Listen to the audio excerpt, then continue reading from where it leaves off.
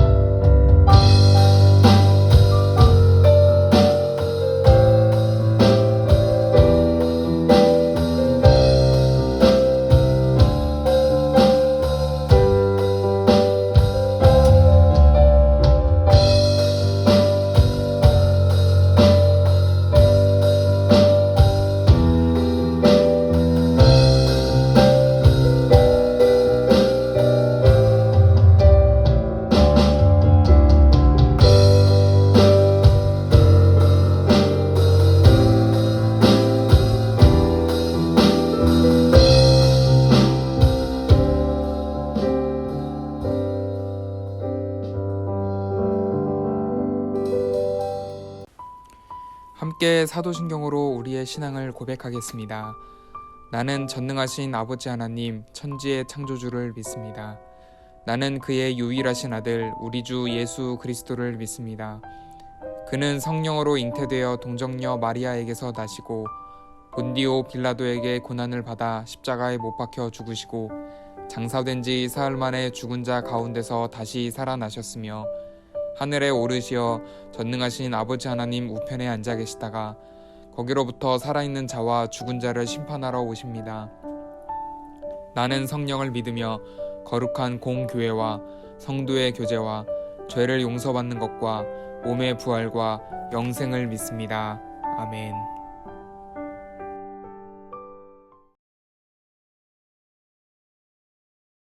슬슬 연애에 눈을 뜨기 시작하는 우리 푸른금떠 친구들을 위해서 제가 중요한 가르침을 주고자 합니다.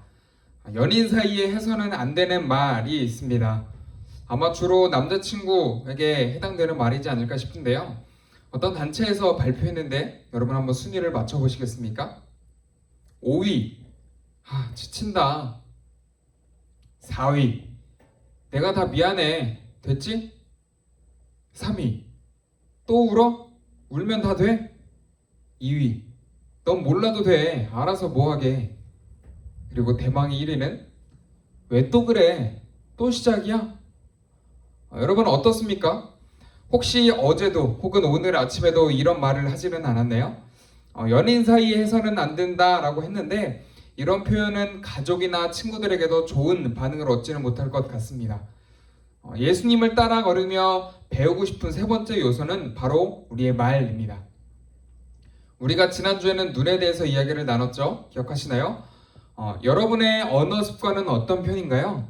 말씀 속에서 우리의 언어를 어떻게 해야 하는지 살펴보겠습니다. 야고보서 3장 5절에서 8절의 말씀입니다.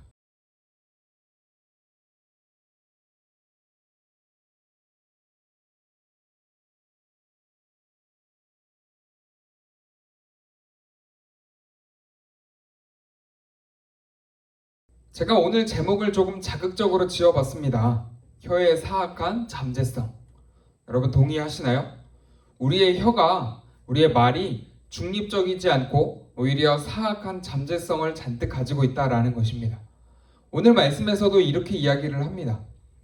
우리의 몸에는 수많은 기관들이 있는데요. 그 중에서 우리의 혀가 작은 일부분을 맡고 있습니다.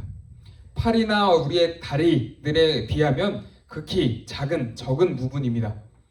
그런데 화재 현장을 생각해 보세요. 처음 시작은 대부분 작은 불에서 시작을 합니다. 담뱃불에서 시작한다든지 어떤 전선의 스파크가 튄다든지. 그렇지만 그 결과는 집 한 채를, 또 심지어는 아파트나 빌딩, 또 대형 창고를 모조리 태우기도 합니다. 몇 달 전에 우리 쿠팡 창고에서 불이 났던 것처럼 말이죠. 이처럼 우리의 혀는 이와 같은 모습이다. 그래서 혀는 곧 불이다 라고 표현을 하고 있습니다. 마태복음 15장 11절에서도 비슷한 이야기를 하고 있습니다. 우리의 몸을 상하게 하는 게 음식을 잘못 먹어서 라고 생각을 하지만 사실 진짜로 우리의 몸을 상하게 하는 것은 입을 통해서 나오는 나의 말이다 라고 설명을 합니다. 우리의 현명한 조언으로 친구가 마음을 다잡고 열심히 공부를 할 수도 있고, 우리의 비판으로 친구가 꿈을 포기할 수도 있습니다. 또 우리의 뒷말로 우정이 깨질 수도 있죠. 잠깐 제 이야기를 하자면, 저는 고등학교 1학년 초까지 나름의 정의감에 사로잡혀서 변호사의 길을 꿈꾸고 있었습니다. 제가 다닌 학교는 기독교 학교였기 때문에 학교에 목사님 몇 분 계셨는데, 학기 초에 그 목사님께 상담을 받았던 경험이 있습니다. 그 목사님이 제 꿈을 물어보셨는데요. 그래서 저는 변호사입니다 라고 당당히 이야기를 했죠. 그랬더니 제 성적과 우리 부모님의 직업을 물어보시고는 저에게 좀 어렵겠다 라면서 죽어라 노력해야 가능할지도 모르겠다 라는 답변을 해주셨습니다. 상심한 저는 그 꿈을 포기했고 20살이 될 때까지 하고 싶은 꿈이 없이 방황하게 되었습니다. 말 한마디의 중요성을 뼈저리게 느낀 사건으로 제 마음속에 남아있게 되었죠. 여러분도 비슷한 경험이 있으신가요? 남에게 말로 상처 주는 문제에서 자유로운 사람은 아무도 없으며 때로는 내가 그 피해자가 되기도 합니다. 오늘 말씀은 우리의 혀를 불에 비유하고 있는데, 이스라엘 말에서 이 혀를 표현할 때 악한 혀라는 표현을 많이 쓴다고 합니다. 이는 거짓말을 하거나 남을 비방할 때 주로 사용하는 표현이지만, 남에게 피해가 되는 부정적 진실을 말하는 행위를 묘사할 때도 자주 사용한다고 합니다. 예를 들어 이런 거죠. 그 사람은 참 좋은 사람이지만 뭐 좀 이런 거 할 때는 좀 짜증나와 같이, 소위 나는 팩트를 이야기하고 있지만 부정적인 뉘앙스를 전달할 때도 악한 혀의 모습이다 라는 것이죠. 우리는 틀린 말이 아니라고 항변할 수도 있지만, 지난주에 우리가 말씀을 들은 것과 같이 자기가 당하기 싫은 일은 남에게 돼서는 안 된다라는 점을 기억할 필요가 있습니다. 심지어 이스라엘에서는 이런 말도 있다고 합니다. 비방하는 자는 다메섹에 서서 로마에서 살인한다. 명예훼손 발언은 장거리 목표물을 향해 쏘아 올린 패트리어트 유도탄과 같다라는 것이죠. 피해자는 비겁한 가해자가 누구인지도 모르고 당하게 됩니다. 여러분, 여기까지 들으니 어떤 생각이 드세요? 우리의 언어 습관은 어떠합니까? 특히나 요즘은 키보드를 몇 번만 두드리면 눈 깜짝할 사이에 우리의 생각을 전 세계로 보낼 수 있는 그런 시대입니다.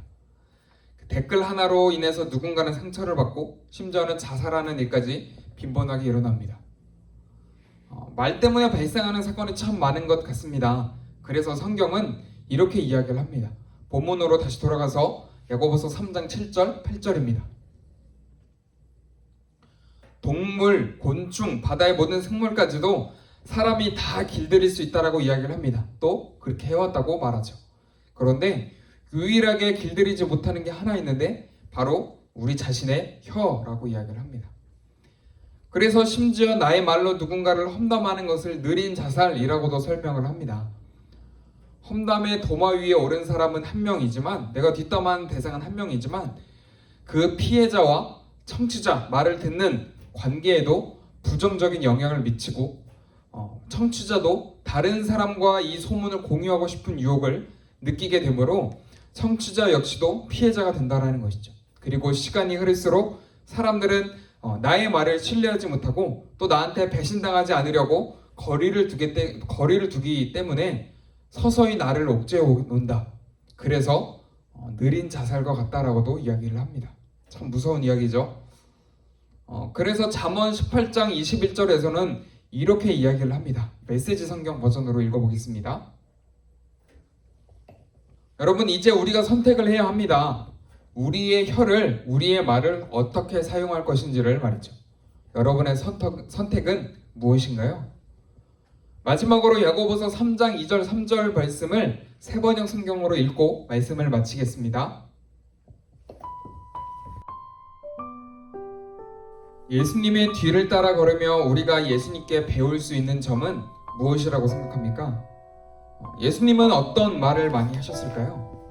우리가 예수님처럼 복음을 선포하고 말할 수 없다면 야고보서에서는 차라리 그 입을 다물라 라고 이야기를 합니다. 말을 다스리기 위해서는 입에 재갈을 물리는 게 더 확실하다라는 것이죠. 왜요? 입을 열면 결국은 실수할 테니까. 여러분의 혀를, 또 말을 도구로 쓸지 혹은 열매로 삼을지 잘 선택하시기 바랍니다. 그리고 예수님이 하셨던 말씀들 또 표현들을 생각하며 어떻게 하면 나의 혀를 다스리며 살 수 있을지 고민하는 여러분 되시길 주님의 이름으로 축복합니다. 시간에 우리 함께 이렇게 기도할까요? 예수님, 저의 혀는 사악한 잠재성을 가득 가지고 있습니다. 저의 힘으로 부정적인 말을 다스릴 수 없습니다. 예수님 도와주셔서 사람을 죽이는 말이 아니라 살리는 말을 하며 살 수 있도록 함께 해주세요. 우리 그렇게 같이 한번 기도하도록 하겠습니다.